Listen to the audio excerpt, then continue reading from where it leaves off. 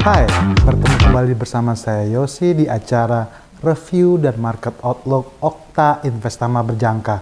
Seperti biasa, sebelum kita masuk ke dalam materi, kita akan berbicara dulu mengenai apa saja mengenai Okta Investama Berjangka. Nah, untuk perizinan Okta Investama Berjangka itu sudah sangat-sangat lengkap karena kita bergabung di Bapepti, kemudian di Asosiasi Clearing Berjangka Indonesia, dan juga di ICDX dan juga Aspeptindo. Kemudian untuk penghargaan Okta Investama Berjangka sendiri, kita juga sudah memenangkan banyak penghargaan, di mana tahun 2021 kita memenangkan penghargaan The Most Excellent Broker, dan di tahun 2022 itu kita memenangkan penghargaan The Most Transparent Broker.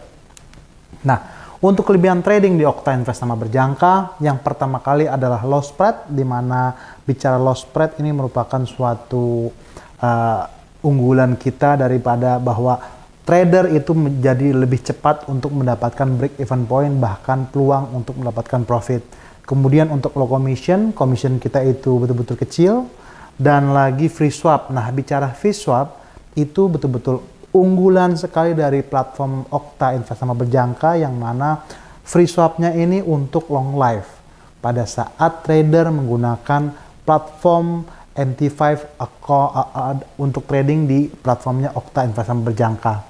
Kemudian proses withdrawal itu juga sangat cepat, di mana kita mengikuti daripada jam bank operasional. Untuk media sosial Okta Investama Berjangka, kita ada website www.okta.co.id, kemudian untuk Facebook itu kita juga ada, dan YouTube channel itu di Okta Investama Berjangka, Instagram kita Okta Investama Official, kemudian untuk Twitter kita OIB Official, dan di TikTok kita di Okta Investama Berjangka. Ya memang kalau misalnya bicara lewat Instagram, bisa jadi kita nggak bakal lupa-lupa ingatkan kepada rekan-rekan trader semua bahwa materi yang diperlihatkan itu akan kecil atau kurang nyaman di mata. Tetapi pada saat sudah masuk ke dalam YouTube channel kita, disitulah nanti angka-angka akan sudah mulai terlihat. Jadi tidak ada salahnya juga bagi rekan-rekan yang mengikuti lewat Instagram itu juga klik like and subscribe di YouTube channelnya Okta Investama Berjangka. Tanpa melupakan disclaimer materi ini bersifat informatif untuk referensi dan seterusnya. Nah, kita sekarang masuk ke dalam materi, kita sedikit mereview apa saja kejadian di sepekan kemarin pada tanggal 16 hingga tanggal 20 Oktober. Oke. Untuk hari Selasa itu tuh ada data inflasi New Zealand yang dirilis meningkat dari level 1,1% menjadi 1,8%. Kemudian untuk average earning index untuk Inggris di level dari 8,5% menjadi 8,1%, terjadi penurunan. Kemudian untuk tingkat inflasi Kanada itu juga kalau ini terjadi penurunan dari level 0,4% menjadi minus 0,1%, dan retail sales dari Amerika Serikat dirilis menurun dari level 0,9% menjadi 0,6%, dan retail sales month to month itu dirilis juga menurun dari level 0,8% menjadi 0,7%. Tetapi hal ini masih dapat dikatakan dalam koridor yang positif untuk US karena masih bertengger di zona di atas 0. Kemudian untuk hari Rabu itu tuh ada juga industrial production dari China dirilis tetap dari level 4,5% menjadi 4,5%. Kemudian untuk tingkat inflasi Inggris itu dirilis tetap dari level 6,7% menjadi 6,7%. Kemudian untuk hari Kamis ada data unemployment claims dari level 211.000 menjadi 198.000, yang mengartikan bahwa untuk tingkat lapangan pekerjaan di pemerintahan Amerika Serikat masih dikatakan cukup bagus karena untuk klaim penganggurannya tidak mengalami kenaikan, malahan terjadi penurunan sebesar 3.000. Kemudian di hari Kamis Chairman Powell itu juga melakukan pidato di jam 11 yang intinya adalah bahwa dari pemerintahan Amerika Serikat sendiri itu sudah cukup juga akhirnya dengan terus terang mengatakan bahwa mengalami kesulitan apabila tingkat suku bunga tinggi akan dilanjutkan secara terus-menerus. Tetapi dia itu mengatakannya dengan cara yang sangat hati-hati. Karena apa? Disitulah dari pernyataan tersebut menimbulkan efek bahwa Fed Rate Statement Dovish itu mulai terdengar yang mengakibatkan kenaikan lebih lanjut pada harga emas. Kemudian untuk hari Jumat ada retail sales dari 0,4% menjadi minus 0,9%. Nah, dapat dikatakan atau bisa diketahui sama-sama bahwa retail sales-nya Amerika Serikat itu masih dalam koridor yang positif, sedangkan retail sales-nya untuk Inggris itu malahan jatuh sebesar 0,13%, yang artinya untuk mata uang pound sterling itu terjadi penurunan. Nah, untuk Wall Street sendiri dalam sepekan ke depan bahwa saham-saham teknologi dan perbankan menjadi salah satu sektor yang mengalami penurunan terbesar karena investor khawatir akan kenaikan suku bunga lebih lanjut dan meluasnya konflik Israel versus Hamas. Jadi kalau misalnya bicara Wall Street, memang dalam sepekan atau 2 minggu terakhir itu biar bagaimanapun semua market, entah itu bicaranya indeks saham, entah itu bicaranya komoditas, entah itu bicaranya adalah pergerakan mata uang, secara makroekonomi itu semuanya dipengaruhi oleh situasi geopolitik antara Israel versus Hamas.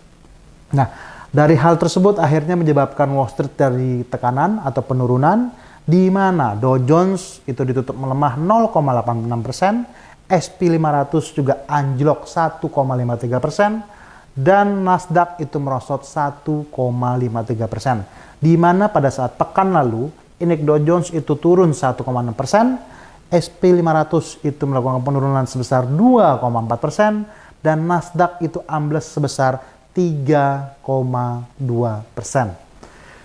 Powell mengatakan di Economic Club bahwa para gubernur bank sentral mengambil kebijakan dengan hati-hati setelah kenaikan suku bunga agresif tahun lalu. Namun ia menambahkan bahwa kekuatan perekonomian dan pasar tenaga kerja yang terus ketat dapat menjamin kenaikan suku bunga lebih lanjut. Oleh karenanya, tensi untuk Wall Street sendiri sekarang mengalami tekanan dari dua hal. Yang pertama itu adalah perang antara Israel versus Hamas, tetapi sebenarnya perang itu juga bukan hanya satu doang, tetapi juga ingat masih ada perang Rusia versus Ukraine yang juga belum selesai, plus kata-kata daripada Jerome Powell yang mengatakan bahwa pasar tenaga kerja yang terus ketat dapat menjamin kenaikan suku bunga lebih lanjut. Kemudian dari minyak, harga minyak mentah melemah pada hari Jumat setelah kelompok Hamas membebaskan 2 sandera Amerika Serikat dari Gaza. Walaupun begitu, harga minyak mentah sebenarnya sudah menguat lebih dari 1% pada sepanjang pekan lalu. Di pekan lalu, kedua kontrak bulan depan naik lebih dari 1%, merupakan kenaikan kedua minggu berturut-turut. Tensi negatif harga minyak datang setelah kelompok sayap bersenjata Hamas membebaskan 2 sandera Amerika Serikat dari Gaza yang merupakan seorang ibu dan putrinya untuk alasan kemanusiaan sebagai tanggapan upaya mediasi Qatar dalam perang dengan Israel, yang dalam artian dianggapnya nih bahwa sentimen itu positif sehingga tidak terlalu memberikan tekanan lebih lanjut kepada minyak. Tetapi biar bagaimanapun kawasan Timur Tengah pada saat ini menjadi fokus pasar yang besar karena kekhawatiran akan konflik di kawasan yang kemungkinan akan meluas. Karena bicara kawasan Timur Tengah, di situ ada Palestina, di situ ada Suriah, di situ ada Lebanon. Ya, seperti yang kita sampaikan pada saat review di pekan kemarin, jangan sampai bahwa negara kanan kiri atau di perbatasan Israel dan Palestina itu jangan ikut-ikutan perang, karena itu akan tidak baik bagi kita semua. Kemudian untuk emas, harga emas masih melanjutkan penguatan pada penutupan perdagangan Jumat menuju kenaikan mingguan kedua berturut-turut karena kekhawatiran akan eskalasi lebih lanjut dalam konflik Timur Tengah menambah daya tarik emas sebagai aset safe haven. Kontrak emas yang paling aktif untuk pengiriman Desember di divisi COMEX itu ditutup naik $13,9 atau 0,7% ke level 1994,4. Kemudian untuk harga emas spot naik 0,35% ke level 1981 per troy ounce. Nah, Israel itu juga ada berita yang cukup signifikan pada saat penyerangan kemarin ke Hamas. Rupanya nih bukan hanya Masjid Al-Aqsa yang dibom, tetapi juga ada salah satu gereja Kristen Ortodoks itu juga kena bom pada saat penyerangan darat dari Israel menuju ke Palestina. Jadi ya bisa digambarkan bahwa memang Israel ini pada saat ini betul-betul masih dalam koridor membabi buta untuk menyerang ke Palestina. Mudah-mudahan lagi-lagi kita ucapkan yang kedua kali bahwa jangan sampai perang ini terus berlanjut karena tidak baik untuk kita semua. Nah, untuk outlook rilis data kalender ekonomi 23 sampai 27 Oktober bisa dikatakan bahwa pada saat hari ini, hari Senin, bahwa hari ini cukup sepi. Tetapi kalau misalnya bicara hari Selasa, itu sudah mulai cukup banyak rilis data ekonomi yang banyak dicari oleh para trader, yang mana itu seputar daripada flash manufacturing PMI dan flash service PMI untuk Uni Eropa, untuk Inggris, dan juga untuk Amerika Serikat. Kalau untuk Amerika Serikat itu dirilis dari level 49,8 menjadi 49,5 untuk flash manufacturing PMI, sedangkan untuk service PMI itu juga dirilis menurun dari level 50,1 menjadi 49,9. Nah, kalau misalnya bicara manufacturing PMI atau service PMI sudah berada di bawah level 50, disitulah dapat dikatakan hati-hati bahwa pertumbuhan ekonomi Amerika Serikat sebetulnya sudah mengalami kontraksi. Karena apa? Secara teknis di atas level 50 itu masih merupakan zona ekspansi. Tetapi kalau di bawah 50 itu sudah dapat dikatakan sudah berada di level kontraksi. Kemudian dari hari Rabu itu ada tingkat inflasi dari Australia dari level 0,8% menjadi 1,1%, sedangkan year on year-nya itu juga dirilis meningkat dari level 5,2% menjadi 5,4%. Dan hari Rabu itu juga ada momen yang cukup menarik untuk rilis suku bunga dari Bank Sentral Kanada, yang mana pada saat hari Rabu malam atau di sesi Amerika Rabu itu akan terjadi pergerakan yang cukup volatile atau signifikan bagi pergerakan Canadian dollars. Dan untuk hari sesi Kamis itu pada saat dini hari juga akan ada lagi pidato daripada Jerome Powell atau pejabat utama dari Bank Sentral Fed. Dan di market Eropanya lagi-lagi ada pengumuman suku bunga dari Uni Eropa, yang mana dirilisnya itu dari estimasinya dari 4,5% menjadi 4,5%. Tetapi walaupun dua-duanya ini dirilisnya sama, baik dari sisi Bank Sentral Kanada maupun Uni Eropa itu sama, itu tetapi biasanya yang dicari oleh para trader adalah pidato dari pimpinan Bank Sentral tersebut, karena itulah yang nanti akan mengindikasikan apakah mata uang itu bersifat dovish atau apakah mata uang tersebut bersifat hawkish. Nah, kemudian untuk hari Kamisnya juga seperti biasa ada akan unemployment claims dari level 109 menjadi 209. Nah, inilah yang betul-betul berat sekali di sesi Kamis, di sesi Amerika Kamis. Karena apa? Terjadi peningkatan yang cukup signifikan sebesar 11.000 klaim asuransi pengangguran dari rakyat Amerika Serikat. Kemudian untuk sesi Jumat itu ada Core PCE Price Index dari level 0,1% dan lagi-lagi mengalami kenaikan itu menjadi 0,3%. Which is kalau hal ini terjadi itu akan tidak baik dampaknya bagi pergerakan indeks US dollar, karena lagi-lagi dia menaik, sementara target tingkat suku bunga tinggi sebenarnya diarahkan untuk menekan laju inflasi. Nah, kita sekarang masuk ke dalam sesi teknikal. Untuk Wall Street sendiri, seperti yang tadi disampaikan tadi, kalau mengikutinya lewat Instagram, mungkin angka-angka ini tidak akan terlalu jelas terlihat karena di layar televisi, walaupun televisinya ini sekarang ini gede, tetapi untuk angka-angkanya itu sulit terlihat dan bisa dilihat lebih detail kalau rekan-rekan trader semuanya mengikuti program YouTube channelnya Okta Investama Berjangka. Di situ nanti akan dilihatin nih level supportnya di mana aja. Untuk sampel daripada Nasdaq pada saat ini betul-betul sedang terjadi tren penurunan di mana terlihat jelas tren channelnya ini arahnya ke bawah, yang mana pada saat ini tertahan di level support Fibonacci 23,6% di level 14.575. Kalau dia lanjut ke bawah itu akan menuju level 14.309 atau di MA 200, dan tahanan selanjutnya berada di level 38,2% atau di 14.023 dan 13.577 di level Fibo 50%. Nah, di angka-angka inilah yang merupakan target ke bawahnya atau bisa dijadikan sebagai support areanya atau bisa juga dijadikan sebagai buy areanya. Namun tetap ingat bahwa pada saat ini merupakan area buy yang kontra trend. Nah, kemudian untuk daripada SP500 sendiri, itu juga sekarang ini terjadi pergerakan turun, tetapi pergerakan turunnya itu juga lagi tertahan di Fibonacci 50% di level 4245, yang mana kita bisa melihat bahwa tren penurunan garis channelnya itu betul-betul arahnya ke bawah, dan untuk yang bawah tren channel bawahnya pun itu sudah melakukan breakout. Dan kalau misalnya bicara breakout, saat ini lagi tertahan di level 50%, dapat dikatakan bahwa penurunan lebih lanjut itu akan meneruskan ke level 61,8 di 4202 hingga 4148. Angka inilah yang merupakan target ke bawah atau bisa dijadikan support area daripada SP500.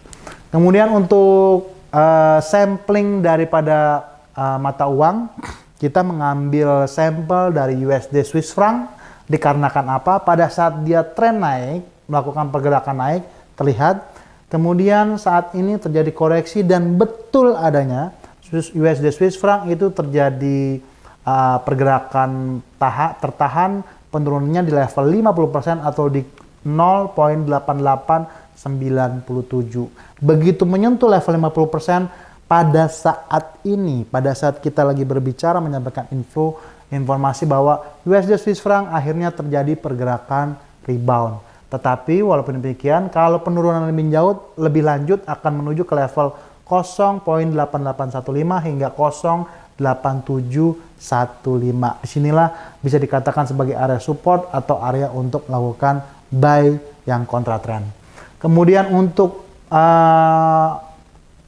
USD terhadap yen itu juga merupakan zona atau informasi yang menarik karena apa? Bisa dapat dikatakan sekarang ini runningnya berada di level 149.93. Jadi memang bicara rumors bahwa biasanya nih kalau Bank Sentral Jepang, kalau harga USD terhadap yen itu di level 150-an, biasanya Bank Sentral Jepang akan melakukan intervensi sehingga menyebabkan tiba-tiba akan terjadi penurunan mendadak. Nah, disinilah akan terjadi peluang transaksi bagi kita semua yang disampaikan oleh riset dan development daripada Okta Investama Berjangka bahwa ada area sell di angka 150, 150.25 hingga 151.93. Atau bisa dikatakan area tersebut merupakan area resisten atau merupakan target ke atas ataupun merupakan area sell yang tetapi juga kita lihat nih apakah betul intervensi dari Bank Sentral Jepang itu akan betul-betul diadakan sehingga kita semua akan mendapatkan peluang profit dari sell USD terhadap yen. Kemudian untuk emas sendiri pada saat 2 minggu kemarin juga disampaikan bahwa biar bagaimanapun konflik perang itu meningkatkan daya tarik emas sebagai safe haven. Dan betul saja bahwa dari level 1810 itu harga tertingginya kemarin sempat menyentuh level 1997. Nah, apabila terjadi pergerakan koreksi pada hari ini, itu mempunyai level support di level 1953, 1925 hingga 1903. Tetapi kalau misalnya bicara target atas, itu kalau 1997 ini true breakout, itu akan selamat datang area 2000, 2010, 2032, 2048, bahkan hingga 2078.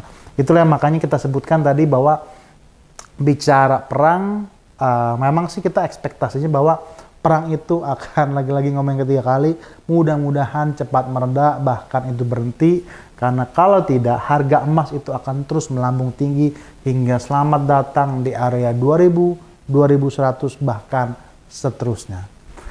Dan kalau untuk minyak sendiri ini berada di level support 88.07, 86.97, 86.08, 85.18 hingga 84.08. Sementara di sisi atas itu ada 89.86, 91,33, 92,43, 94,14 dan 95,02. Jadi bicara minyak itu sebenarnya masih dalam kisaran range yang sempit, yaitu berada di kisaran 85 untuk bawah dan 95 untuk sisi atas. Nah, pada saat ini untuk trend line channelnya itu tuh beradanya di level 84 hingga 85. Ini terlihat jelas. Nanti kalau misalnya lagi-lagi kita nggak lupa ingatkan bahwa dapat dilihat dengan lebih detail pada saat kita ngikuti atau melihat ini melalui YouTube channel kita. Nah, di penghujung acara sudah selesai. Jadi tidak pernah lupa-lupa kita sampaikan kepada rekan-rekan trader sekalian bahwa pada saat bertransaksi di market itu selalu plan your trade atau merencanakan tradingan Anda dan trade your plan, dan bertransaksilah sesuai rencana trading Anda bersama Okta Investama Berjangka. Bertemu kembali bersama saya Yosi di pekan depan. Bye-bye.